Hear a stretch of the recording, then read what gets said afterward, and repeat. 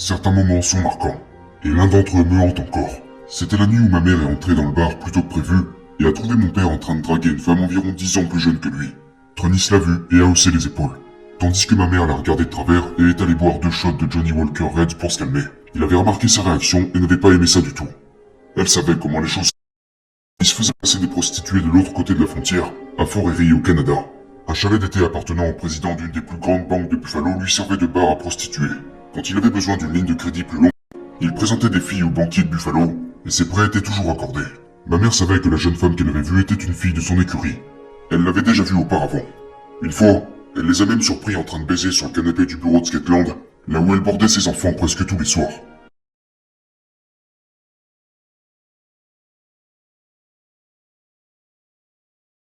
Ensemble, Tronis, lui, a haussé les épaules. Ma mère n'était pas ignorante, mais le voir de ses propres yeux lui a toujours fait mal. Vers minuit, ma mère est partie en voiture avec un de nos agents de sécurité pour faire un dépôt à la banque. Il l'a supplié de quitter mon père. Il lui a demandé de partir cette nuit même. Peut-être qu'il savait ce qui allait arriver. Elle le savait aussi, mais elle ne pouvait pas fuir parce qu'elle n'avait aucun moyen indépendant. Elle n'avait aucun droit sur les biens communs parce que Tronis avait toujours refusé de l'épouser. Ce qui était une énigme qu'elle commençait seulement à résoudre. Ma mère venait d'une famille solide de la classe moyenne et avait toujours été du genre vertueuse. Et Tronis n'appréciait pas cela. Il traitait ses prostituées mieux que la mère de ses propres fils, et en conséquence il l'avait piégée. Elle était dépendante à 100%, et si elle voulait partir, elle devait partir avec rien du tout. Mon frère et moi n'avons jamais bien dormi à Skateland. Le plafond tremblait en permanence parce que le bureau était juste en dessous de la piste de danse. Quand ma mère est entrée cette nuit-là, j'étais déjà réveillé. Elle a souri, mais j'ai remarqué les larmes dans ses yeux. Et je me souviens avoir senti l'alcool dans son haleine quand elle m'a pris dans ses bras aussi tendrement qu'elle le pouvait. Mon père débraillé et agacé la suivait. Il a sorti un pistolet de sous le coussin sur lequel je dormais. Oui, vous avez bien entendu. Il y avait un pistolet chargé sous le coussin sur lequel je dormais quand j'avais 6 ans. Il me l'a montré et a souri afin de le dissimuler sous sa jambe de pantalon dans un étui à sa cheville. Dans son autre main se trouvaient 2 sacs à provisions en papier brun, remplis de près de 10 000 $ en espèces. Jusque-là, c'était une nuit normale. Mes parents n'ont pas parlé sur le chemin du retour, même si la tension entre eux était à son comble. Ma mère s'est garée dans l'allée de la route Paradise juste avant 6 h du matin, un peu plus tôt que d'habitude. Tronis est sorti de la voiture en titubant, a désactivé l'alarme, a déposé l'argent sur la table de la cuisine et est allé à l'étage. Nous l'avons suivi, et elle nous a tous les deux glissés dans nos lits, m'a embrassé sur le front, et a éteint la lumière avant de se glisser dans la suite principale, où elle a trouvé mon père en train de l'attendre, caressant sa ceinture en cuir. Tronis n'avait pas apprécié d'être dévisagé par ma mère, surtout en public. Cette ceinture a fait tout le chemin depuis le Texas seulement pour te fouetter, a-t-il dit calmement. Puis il a commencé à fouetter ma mère aussi fort qu'il le pouvait, la boucle en premier. Parfois ma mère se défendait, et elle l'a fait cette nuit-là. Elle lui a jeté un chandelier en marbre à la tête. Il a esquivé et il a heurté le mur. Elle a couru dans la salle de bain, a verrouillé la porte et s'est recroquevillée sur les toilettes. Il a défoncé la porte et l'a giflé violemment. Sa tête s'est écrasée contre le mur. Elle était à peine consciente quand il l'a attrapée par les cheveux et l'a traînée dans le couloir. À ce moment-là, mon frère et moi avions entendu ce qu'il se passait. Et nous l'avons vu la traîner dans les escaliers jusqu'au premier étage, puis s'accroupir sur elle la ceinture à la main. Elle saignait de la tempe et de la lèvre. Et le fait d'avoir vu son sang a allumé une mèche en moi. À ce moment-là, ma haine a pris le dessus sur ma peur. J'ai descendu les escaliers en courant et j'ai sauté sur son dos. Je lui ai mis plusieurs coups de poing dans le dos avec mes petites mains d'enfant et je lui ai griffé les yeux. Je l'avais pris au dépourvu et il est tombé à genoux. Et puis je lui ai hurlé dessus. « Ne frappe pas ma mère !» Il m'a jeté à terre, s'est approché de moi, ceinture à la main, puis s'est tourné vers ma mère. « C'est que tu élèves un gangster », a-t-il dit avec un demi-sourire. Alors je me suis mis en boule quand il a commencé à me fouetter avec sa ceinture. Je sentais les bleus apparaître sur mon dos, tandis que ma mère rampait vers le boîtier de commande près de la porte d'entrée. Elle a appuyé sur le bouton d'urgence et l'alarme a retenti dans toute la maison. Il s'est figé, a regardé le plafond, s'est essuyé le front avec sa manche, a pris une profonde inspiration, a bouclé sa ceinture et est monté à l'étage pour se laver de tout ce mal et de toute cette haine. La police était en route, et il le savait. Le soulagement de ma mère a été de courte durée. Quand les flics sont arrivés, Tronis les a rejoints à la porte. Ils ont regardé par-dessus son épaule vers ma mère, qui se tenait à quelques pas derrière lui, le visage gonflé et couvert de sang séché. Mais c'était une autre époque. Il n'y avait pas de hashtag MeToo à l'époque. Cette merde n'existait pas. Et ils l'ont ignoré. Tronis leur a dit que ce n'était rien du tout, juste une dispute familiale nécessaire. « Regardez cette maison. Est-ce que vous pensez que je maltraite ma femme ?» a-t-il demandé. Je lui offre des manteaux en vison, des bagues en diamant, je me casse le cul pour lui donner tout ce qu'elle désire, et elle me jette un chandelier en marbre à la tête. Elle est pourri gâtée. Les policiers ont ricané avec mon père pendant qu'il les raccompagnait à leur voiture. Ils sont partis sans l'interroger. Ce jour-là, il ne l'a pas frappé à nouveau. Il n'en avait pas besoin. Les dégâts psychologiques étaient faits. À partir de ce moment-là, il était clair pour nous qu'en ce qui concerne Tronis et la loi, la saison était ouverte, et nous étions les proies.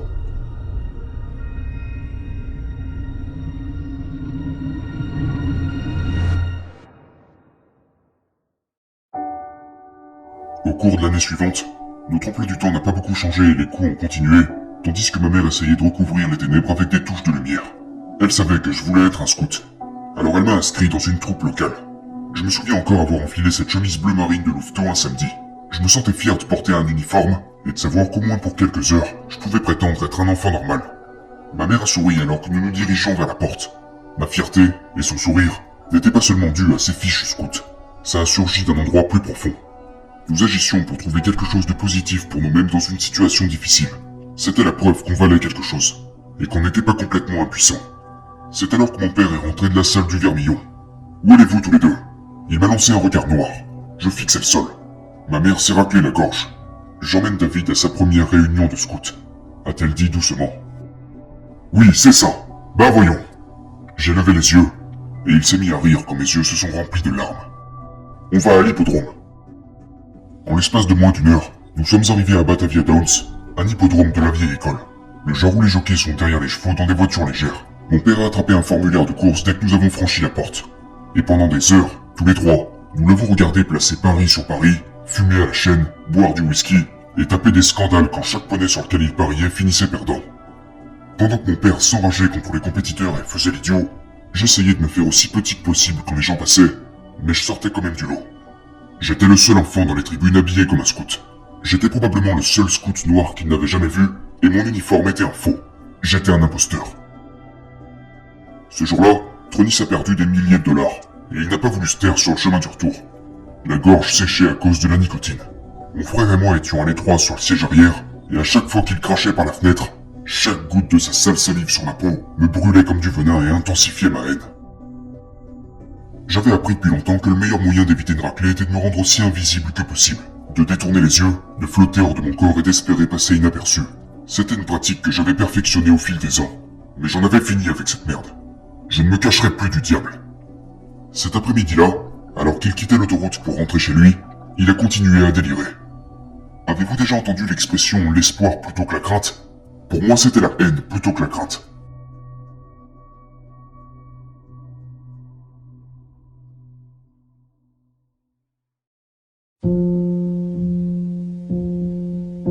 Il a croisé mon regard dans le rétroviseur.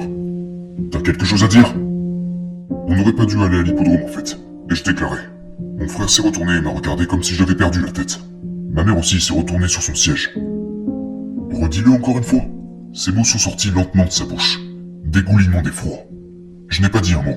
Alors il a commencé à passer sa main derrière le siège pour essayer de me frapper. Mais j'étais si petit que c'était facile de me cacher. La voiture a viré de gauche à droite alors qu'il était à moitié tourné dans ma direction, en frappant dans le vide. Il m'avait à peine touché, ce qui n'a fait qu'attiser la flamme. Puis on a roulé en silence jusqu'à ce qu'il reprenne son souffle. Quand on sera à la maison, tu vas te déshabiller, a-t-il dit en s'adressant à moi. C'est ce qu'il disait quand il s'apprêtait à infliger une sérieuse punition, et il n'y avait pas moyen de l'éviter. Alors j'ai fait ce qu'on m'a dit.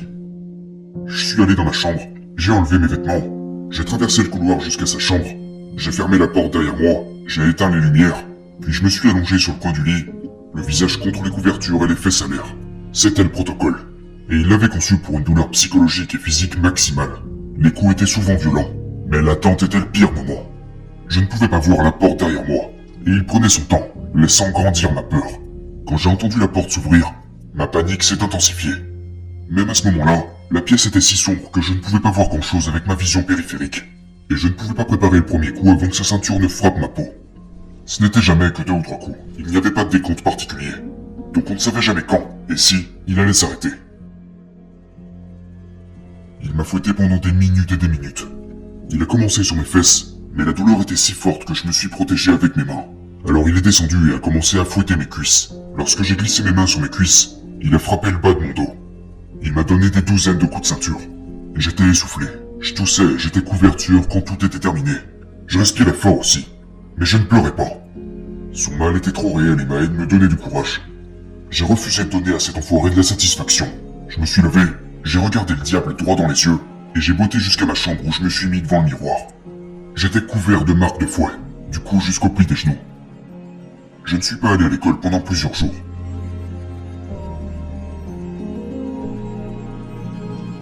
Quand on vous bat régulièrement, l'espoir s'évapore. Vous réprimez vos émotions, mais vos traumatismes se dissipent de manière inconsciente. Cette raclée particulière a laissé ma mère dans un brouillard constant. Elle était distraite et vide la plupart du temps, sauf quand il l'appelait par son nom. Alors elle sautait sur place comme si elle était son esclave. Je n'ai su que des années plus tard qu'elle envisageait le suicide.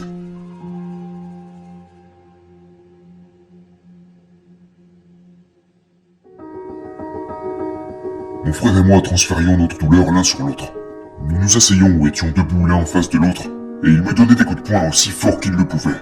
Ça commençait généralement comme un jeu, mais il avait 4 ans de plus. Il était beaucoup plus fort et il frappait de toute sa force. Chaque fois que je tombais, je me relevais et il me frappait à nouveau, aussi fort qu'il le pouvait. Hurlant comme un guerrier d'arts martiaux à plein poumon, le visage tordu de rage. « C'est tout ce que t'as? Je sens rien du tout, putain! Tu ne me fais aucun mal !» Je lui répondais sans me criant. Je voulais qu'il sache que je pouvais supporter plus de douleur qu'il ne pourrait jamais m'en donner.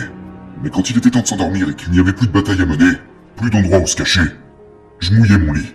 Et ça presque toutes les nuits. Pour ma mère, chaque jour était une leçon de survie.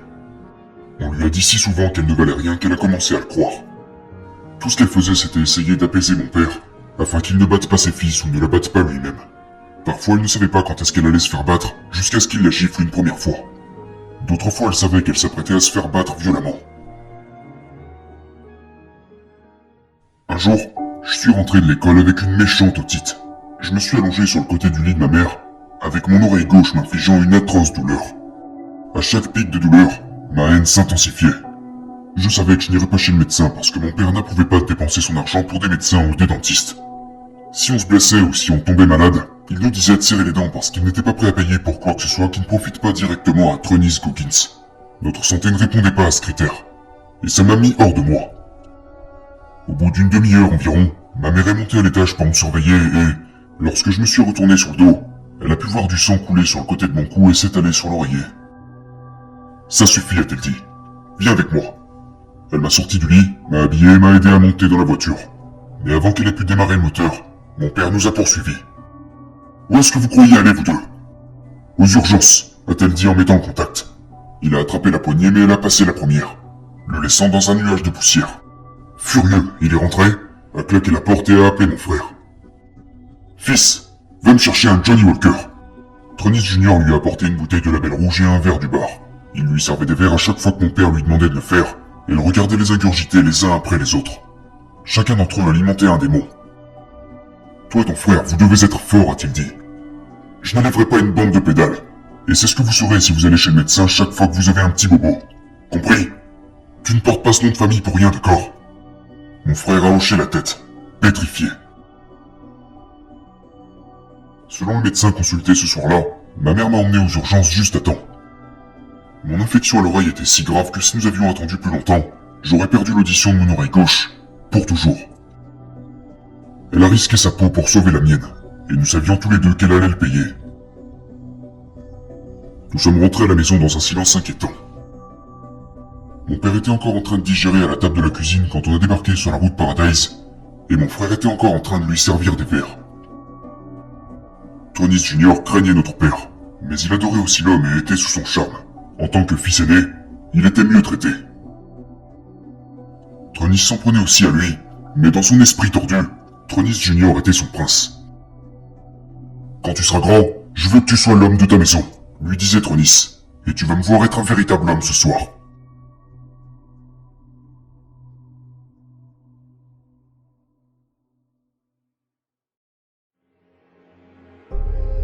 Quelques instants après avoir franchi la porte d'entrée, Tronis s'est mis à battre notre mère sans ménagement. Mais mon frère ne pouvait pas regarder. Quand les coups explosaient comme des orages au-dessus de nos têtes, il les entendait depuis sa chambre. Il ignorait l'obscurité parce que la vérité était bien trop lourde à porter pour lui. J'ai toujours prêté une putain d'attention à tout ça. Durant les périodes estivales,